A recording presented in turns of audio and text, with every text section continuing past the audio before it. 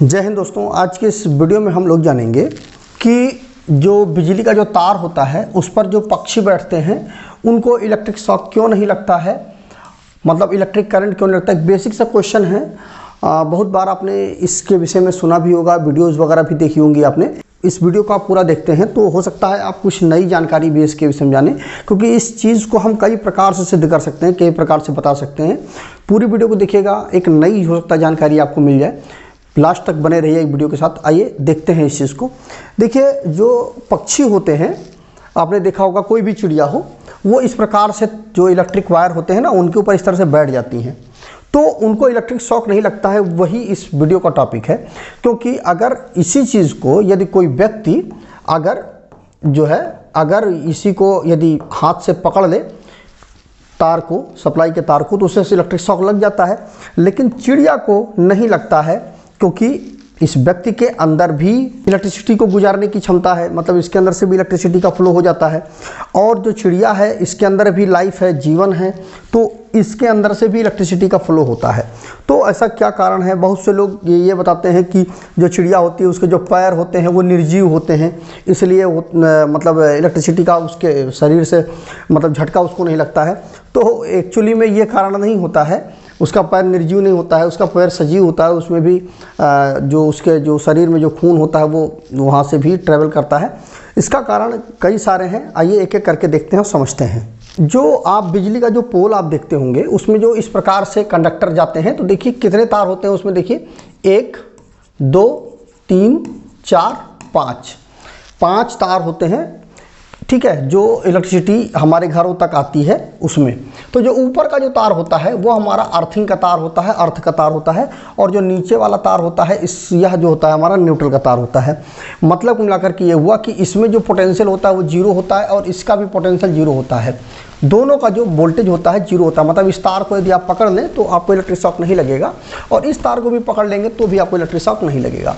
बाकी बचे 2 3 4, ये जो 3 तार हैं, इन्हीं में इलेक्ट्रिसिटी जो है चलती है, इसी में इलेक्ट्रिक सप्लाई होती है। मतलब इसको हम एक आम बोलचाल की भाषा में RYB के नाम से इसको हम जानते हैं। मतलब ये तीनों फेस होते हैं और इन तीनों के बीच में जो वोल्टेज होता है वो हमारा 415 वोल्ट होता है। और अगर एक की बात करें हम तो 230 वोल्ट का वोल्टेज होता है किसी एक तार पे, ठीक है।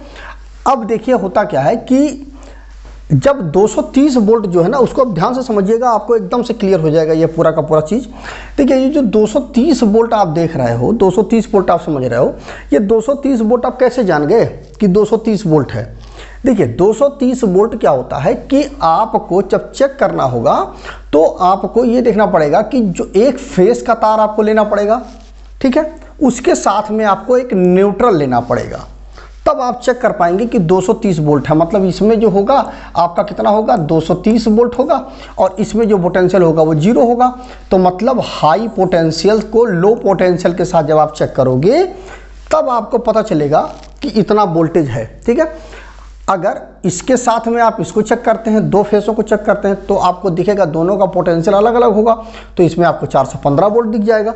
मतलब कुल मिलाकर के ये हुआ कि हाई पोटेंशियल से लो पोटेंशियल के बीच में आप जब चेक करेंगे तभी आपको पता चलेगा कि इलेक्ट्रिसिटी इसमें है, वही फ्लो हो रही है। अगर लो पोटेंशियल नहीं होगा तो इलेक्ट्रिसिटी का फ्लो नहीं होगा। बस सीधी सीधी बात ही आप समझ लीजिए, ठीक है।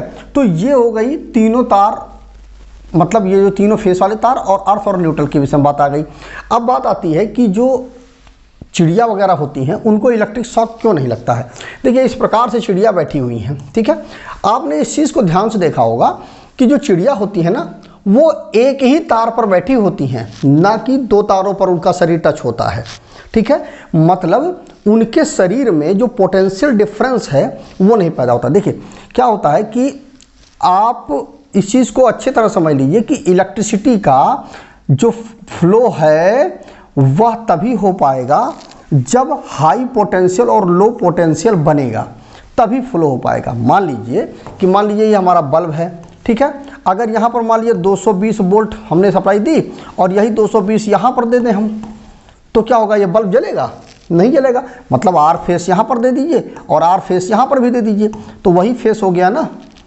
तो यहाँ पर बल्ब आपका जलेगा ही नहीं। क्यों? क्योंकि इसमें पोटेंशियल डिफरेंस नहीं पैदा हो रहा है। जब तक पोटेंशियल डिफरेंस नहीं पैदा होगा, करंट का जो प्रवाह है, करंट फ्लो होगी ही नहीं। तो यहाँ पर करंट फ्लो नहीं होगी क्योंकि पोटेंशियल डिफरेंस नहीं बन रहा है। इसमें क्या है कि जो चिड़िया है वो एक ही तार पर बैठी हुई है और इस तार पर मान लीजिए 220 वोल्ट हमारा फ्लो हो रहा है। तो 220 वोल्ट यहाँ पर भी है और वही 220 वोल्ट यहाँ पर भी है और वही 220 वोल्ट यहाँ पर भी है। मतलब हर जगह पर 220 वोल्ट ही चल रही है। ठीक है, इसमें पोटेंशियल डिफरेंस तो पैदा ही नहीं हो रहा है। और वही चिड़िया, अब आपके मन में ये आ रहा होगा कि पोटेंशियल डिफरेंस क्यों नहीं पैदा हो रहा है? क्योंकि मान लीजिए यहाँ पर हमारा फेस आ रहा है और यहाँ पर हमारा फेस पहुँच रहा है। मतलब इस रास्ते से, इस प्रकार से हमारा फेस जा रहा है। ये रास्ता है हमारे फेस का, मतलब यहाँ से फेस वहाँ तरफ जा रहा है।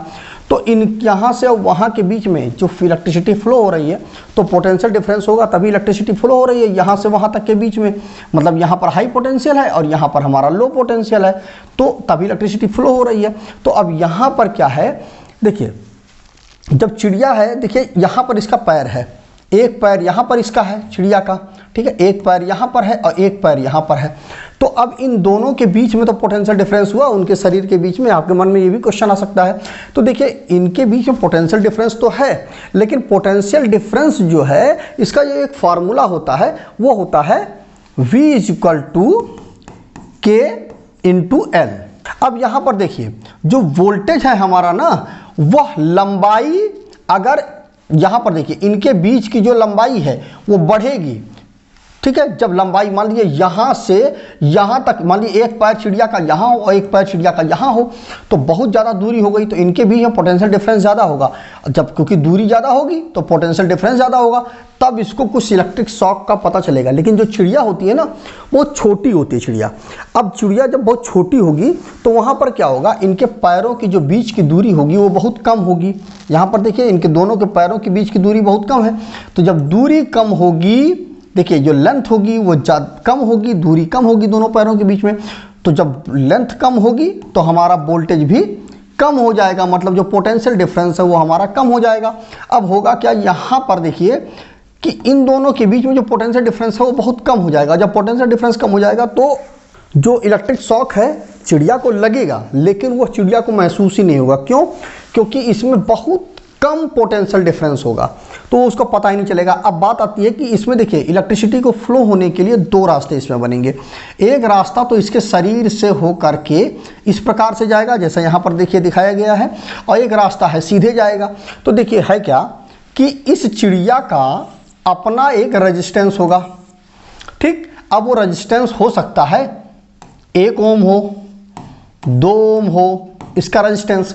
और यहाँ से चिड़िया का जो दो पैरों के बीच की दूरी कितनी होगी, बहुत ज़्यादा, 2 सेंटीमीटर, 4 सेंटीमीटर, 5 सेंटीमीटर होगी। ठीक है, अब 5 सेंटीमीटर के बीच में जो कंडक्टर है हमारा, ये जो चालक है हमारा, इसके बीच का रेजिस्टेंस कितना होगा, मतलब यहाँ से यहाँ तक के बीच का रेजिस्टेंस लगभग 0 होगा कुछ ना कुछ, लेकिन लगभग 0 होगा। तो जब लगभग 0 होगा तो जो इलेक्ट्रिसिटी है, आपको पता है कि जो इलेक्ट्रिसिटी है वो कम से कम रेजिस्टेंस वाला रास्ता चुनती है। मतलब कम से कम जहाँ पर रेजिस्टेंस होगा वहीं पर इलेक्ट्रिसिटी फ्लो होगी। और दूसरी बात, इलेक्ट्रिसिटी जो है वो छोटा से छोटा रास्ता तय करती है, कभी बड़े रास्ते पर इलेक्ट्रिसिटी नहीं हमारी आती है। तो यहाँ पर देखिए यहाँ से यहाँ तक पहुँचने के लिए इलेक्ट्रिसिटी को मान लीजिए 4 सेंटीमीटर की दूरी तय करनी पड़ेगी। ठीक है, और कम से कम रेजिस्टेंस होगा। और यहाँ पर क्या है, ये हो सकता है ये जो दूरी है ये मान लीजिए 10 सेंटीमीटर की दूरी हो, 10 सेंटीमीटर बड़ी चिड़िया हो तो 10 सेंटीमीटर दूरी हो गई। और हो सकता है इनके बीच के शरीर का जो रेजिस्टेंस हो वो 2 ओम का हो, तो यहाँ पर उसको 2 ओम का रेजिस्टेंस फेस करना पड़ेगा और 10 सेंटीमीटर चलना पड़ेगा। और यहाँ पर देखिए 4 सेंटीमीटर मान लीजिए चलना पड़ेगा और रेजिस्टेंस क्या होगा, लगभग 0। तो इलेक्ट्रिसिटी किधर से फ्लो करेगी, सबसे ज़्यादा इससे इलेक्ट्रिसिटी हमारी फ्लो करेगी, ना कि चिड़िया के शरीर से जो है इलेक्ट्रिसिटी हमारी फ्लो करेगी। तो यहाँ पर इसीलिए इसके शरीर में बहुत कम मात्रा में, नॉमिनल मात्रा में इलेक्ट्रिसिटी फ्लो हो पाएगी। पहली बात तो ये हुई। और दूसरी बात ये हुई कि लेंथ कम होने की वजह से जो पोटेंशियल डिफरेंस है वो हमारा बहुत ही कम हो जाएगा, ना के बराबर पोटेंशियल डिफरेंस होगा। और इसीलिए जो मतलब इलेक्ट्रिक शॉक इसको नहीं लग पाएगा। यहाँ पर देखिए जो करंट है वो हमारी इस प्रकार से फ्लो हो रही है। अब देखिए इसके पैर के बीच की दूरी थोड़ी सी, जरा सी पैर के बीच की दूरी है तो अब यहाँ पर जो है उसको इलेक्ट्रिक शॉक नहीं लगेगा, क्योंकि पोटेंशियल डिफरेंस तो पैदा ही नहीं हो रहा है ना। जब पोटेंशियल डिफरेंस हो रहा है लेकिन बहुत नॉमिनल मात्रा में फ्लो हो पा रहा है, इसलिए इसको शॉक नहीं लगेगा।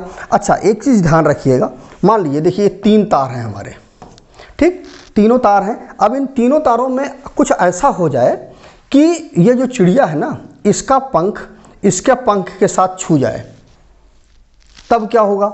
देखिए उस जगह पर क्या होगा, इसका पंख जब इसके साथ छू जाएगा तो ये मान लीजिए हमारा आर फेस होगा, ये हमारा मान लीजिए वाई फेस होगा, तो क्या हो जाएगा, दोनों फेस शॉर्ट हो जाएंगे। वही कंडीशन होगी कि जब शॉर्ट सर्किट वाली कंडीशन होती है ना, तो वहाँ पर हाई मात्रा में करंट का फ्लो होता है, क्योंकि दोनों अलग अलग पोटेंशियल डिफरेंस वाले फेस होते हैं। तो वहाँ पर अब यहाँ पर क्या हो जाएगा, शॉर्ट सर्किट हो जाएगा। तब ये भी चिड़िया हमारी मर जाएगी और ये भी चिड़िया मर जाएगी, क्योंकि बहुत ज़्यादा इलेक्ट्रिसिटी में जो है पोटेंशियल डिफरेंस पैदा हो जाएगा, ठीक है। इसीलिए आपने देखा होगा कि जो चमगादड़ वगैरह होते हैं ना, वो मर जाते हैं, मतलब बिजली के तार पर इसीलिए मर जाते हैं क्योंकि उनके जो पंख होते हैं वो बड़े होते हैं। तो जब वो पंख फैला करके जब वो उड़ते हैं ना, तो क्या होता है कि पंख फैला करके उड़ते हैं तो भी वो दूसरे तार के संपर्क में कभी कभी आ जाते हैं। और दूसरा आपने देखा होगा कि जो चमगादड़ होते हैं ना, वो सीधा नहीं बैठते हैं, वो उल्टा बैठते हैं, मतलब नीचे की तरफ उनका सिर होता है, पैर ऊपर की तरफ होता है। तो क्या हो जाएगा कि अब यहाँ पर देखिए, मान लीजिए जो चमगादड़ है हमारा, वो यहाँ पर उसने पैर फंसा दिया और उसने उल्टा लटका, तो इस वाले तार के संपर्क में आ गया, तो क्या हो जाएगा, यहाँ पोटेंशियल डिफरेंस पैदा हो जाएगा। और तुरंत जैसे पोटेंशियल डिफरेंस पैदा होगा, तुरंत जो चमगादड़ है हमारा वो मर जाएगा, उसको इलेक्ट्रिक शॉक लग जाएगा। कुल मिलाकर के चिड़िया को इलेक्ट्रिक शॉक न लगने का केवल और केवल यही कारण होता है कि उनके दोनों पैरों के बीच में जो पोटेंशियल डिफरेंस पैदा हो रहा है वो ना के बराबर पैदा हो रहा है, और इसीलिए उनके शरीर से जो करंट है वो नहीं फ्लो हो पाती है, बहुत ही नॉमिनल मात्रा में फ्लो होती है, जो कि उनके शरीर को पता ही नहीं चलता है। तो मुझे उम्मीद है कि आपको ये पूरा का पूरा कॉन्सेप्ट समझ में आ गया होगा कि चिड़िया के शरीर में करंट क्यों नहीं फ्लो हो पाती है।